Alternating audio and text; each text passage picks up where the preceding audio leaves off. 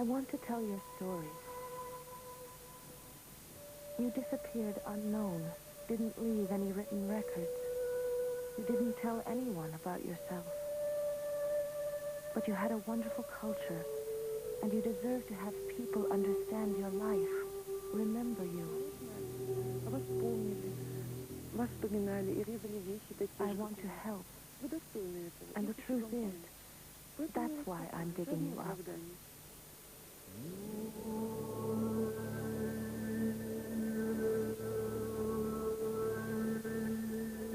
Over 2,000 years ago, a mysterious people called the Pazariks disappeared from the remote mountains of southern Siberia.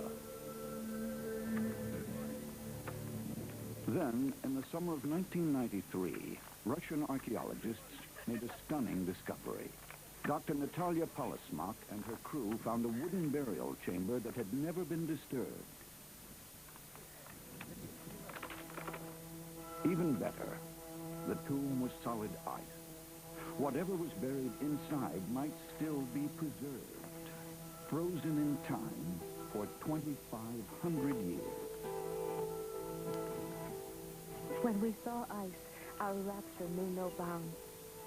I know I will never see anything like it again. Those days when we discovered the ice and began removing it chunk by chunk, those were the best days of our dig. Because we could expect anything, just anything.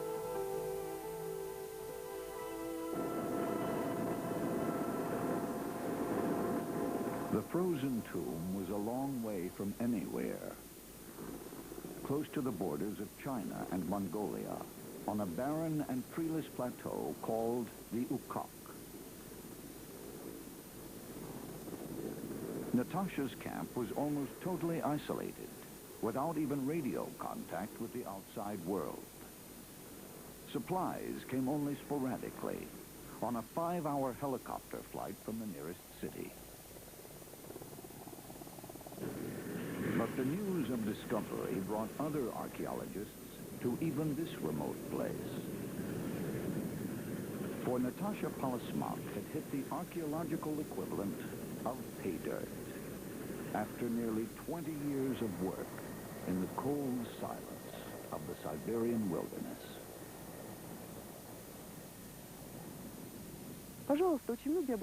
Many people know about frozen Pazarik tombs and know roughly where to look for them. But tell me, why aren't they finding them?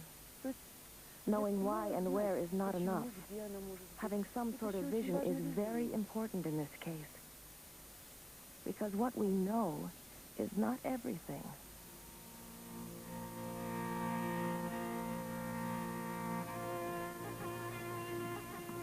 We know hauntingly little about the Pazariks. They were fierce warriors and peaceful herdsmen. Horses were their standard of wealth, their luxury, their passion. They used the Ukok as their winter pasture, and it was in this harsh and sacred place where they buried their dead. Local people still believe that even shouting out loud is a sacrilege. It offends the ancient spirits of the Ukok. What we do know of the Pazariks has come from underground, from the wooden chambers where they buried their dead, surrounded with everything they loved on Earth.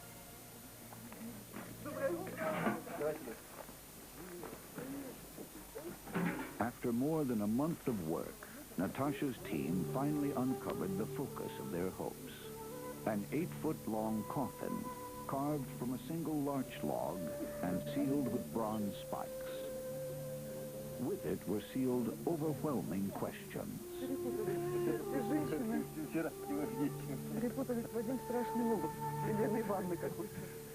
Would there be ice inside the coffin?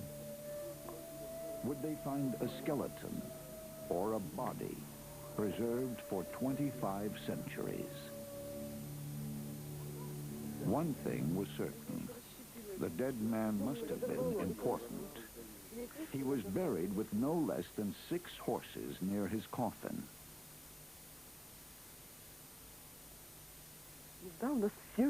This is what we've been waiting for, freezing for.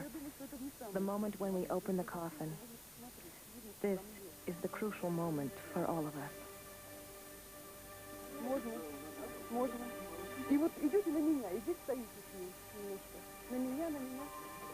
Ice. Solid ice. Russian archaeologists had never found an unweighted coffin full of ice before. This is the first time I've seen this in my life. It is totally extraordinary. The ice is like a gigantic freezer. If it froze quickly, it could have preserved the artifacts buried with the person. Perhaps even the person himself.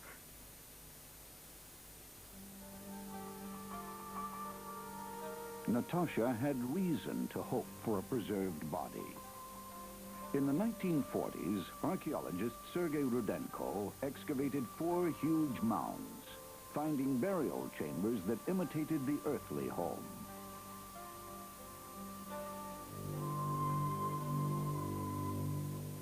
The souls of the noble dead were given everything they would need in the next life. Carpets, blankets,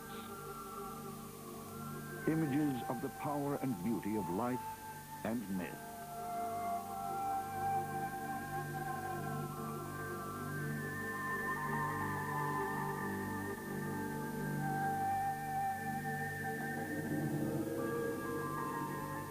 Rudenko found what he believed were concubines, serving their masters in death. The bodies of the nobles were mummified, stuffed with grass and wool, preserved for what the Pazariks hoped would be forever.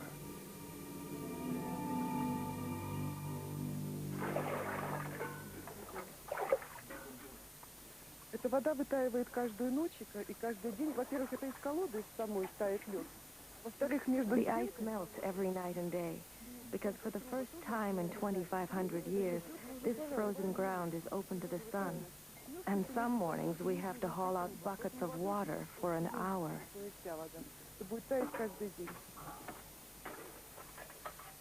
It's all hard, fierce, manual labor. You can't just come here and quickly plow up something with a bulldozer. You put so much of yourself into it. You give a lot. And what you get back in return seems a fair exchange. To speed the melting, the crew heated buckets of water with blowtorches. The Siberian summer is short. Natasha had only a few more weeks of good weather to free the remains from the ancient grip of ice.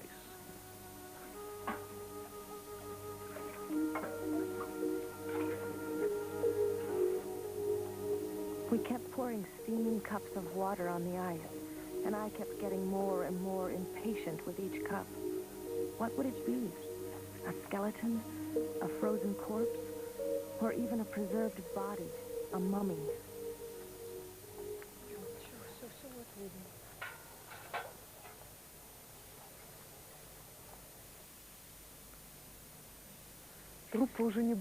Maybe the body hasn't been preserved.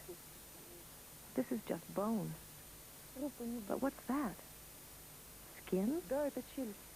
No. It's something strange. There's a very unusual situation here. The skull isn't at the end of the coffin. This is the jawbone here, and the remains of the skull. And here, taking up a third of the coffin, is a large headdress. There's a lot of gold leaf here, covering wooden figures. It's an incredibly elaborate headdress. This is a woman. Who but a woman would wear a headdress like that? It's definitely a woman. Natasha had never found a woman buried alone in a chamber on the Ukok. Now, all she had to do was pry her out of the hammerlock of ice.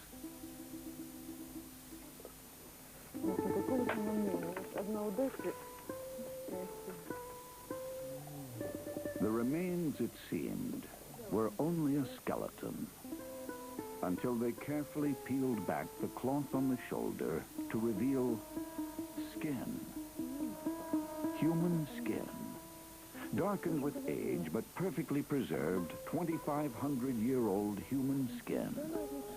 Part of the body was mummified. I've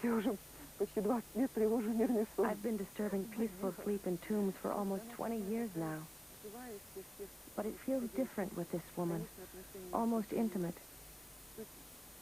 She never thought that sometime in the future her grave would be opened. I opened her grave and broke the silence of her sleep. Sometimes there's a sort of guilt from hovering over her, taking pictures, discussing her. But she was such an important woman. She would have gotten rid of us in short order.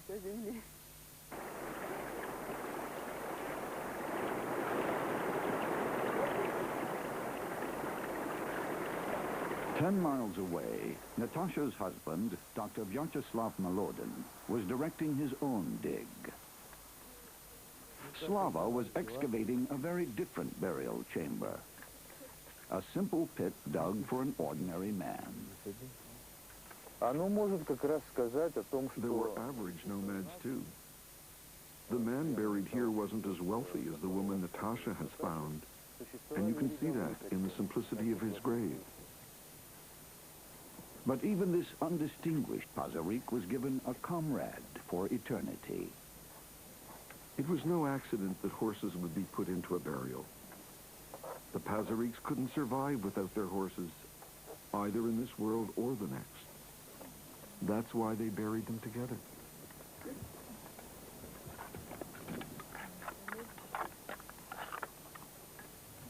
Slava dug up the simple, unadorned skeleton of a single horse. Natasha found 6 horses, all wearing rich felt saddles, all decorated with ornate bridle pieces.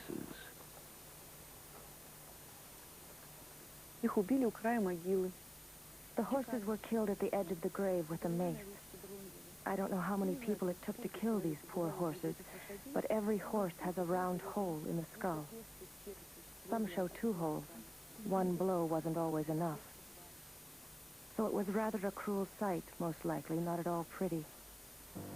Only the horses they were killing were pretty. They had to be. They were dressed for the next life.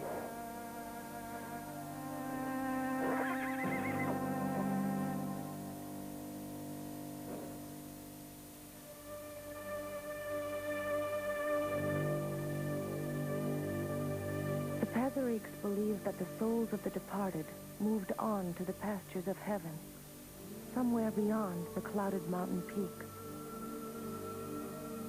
They couldn't imagine the world beyond to be different from what they knew on Earth, and their earthly life was endless pasturing. There is a sense that the Pazariks are still here. I believe in souls. I believe that thoughts and ideas do not vanish, that the souls of all the people buried in the Ukok are here.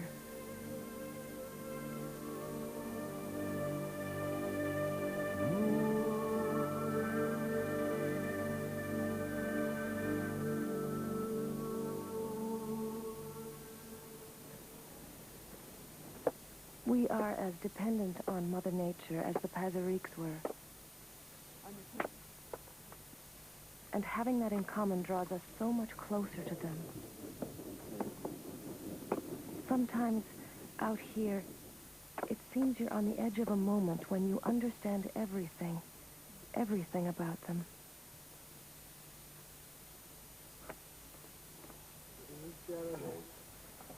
After more than 2 months of work, the woman in the tomb was fully revealed. She'd been tucked into her coffin in a blanket of marmot fur. She lay sideways like a sleeping child. In that moment, the remains became a person to me. But who was she?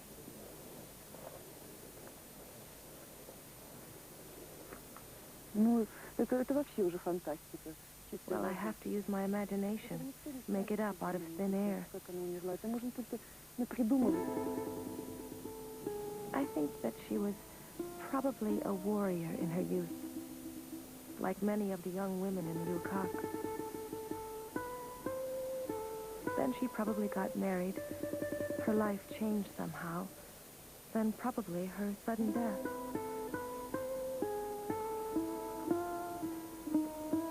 I cannot guess how she died. It is known that God's favorites die when young. It could have been anything. То есть масса причин и поводов для смерти. Death shadowed every step they took. It was normal. She died. Умерла.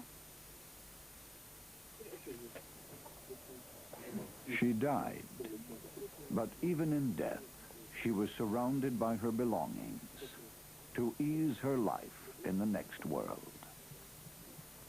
Наташа, Her enormous headdress,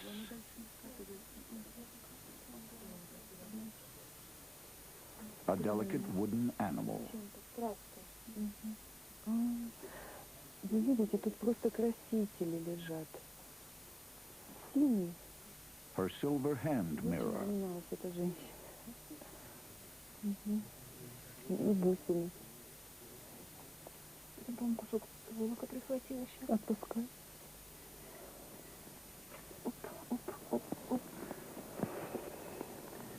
The last object in the coffin was a thick stone bowl containing the ashes of an ancient herb.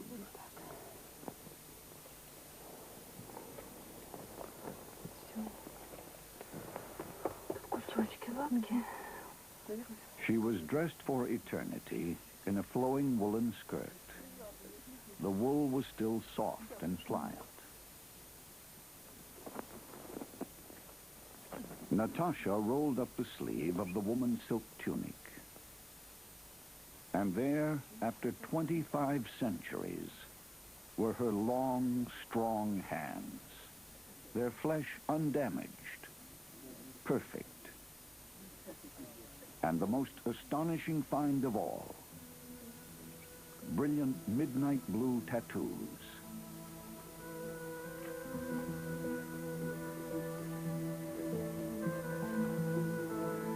I think that people decorated her body with tattoos as a recognition of her spiritual power. Tattoos were the sign of her status. Her body had become the bearer of sacred information.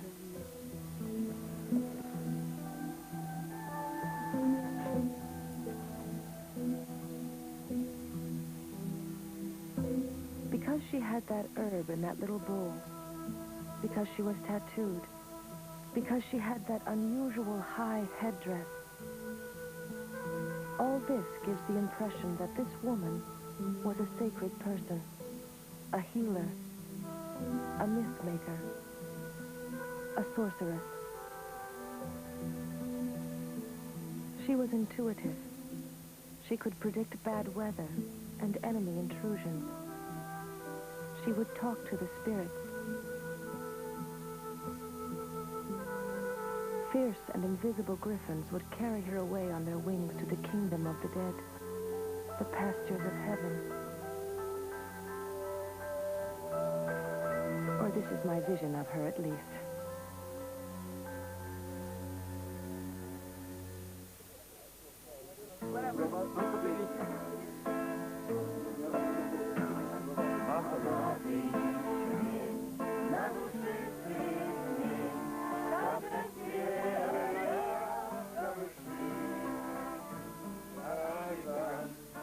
A discovery like this is a desire fulfilled.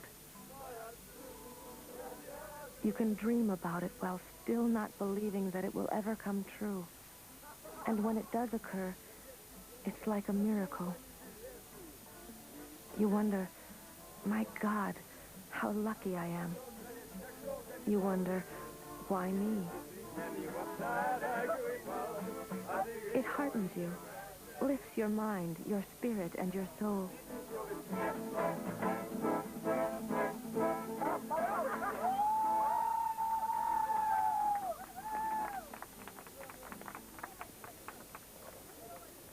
Игорь, ты взял?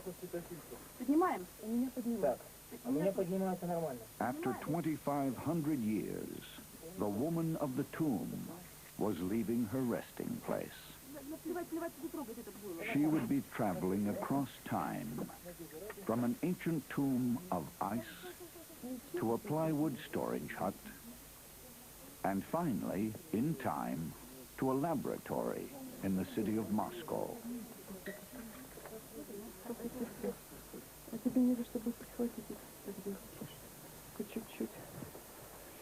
I've lived a life with this woman, and the emotions of these years and my feelings for the Ukok have fused together with this tomb. I feel that the lady and I were very lucky together.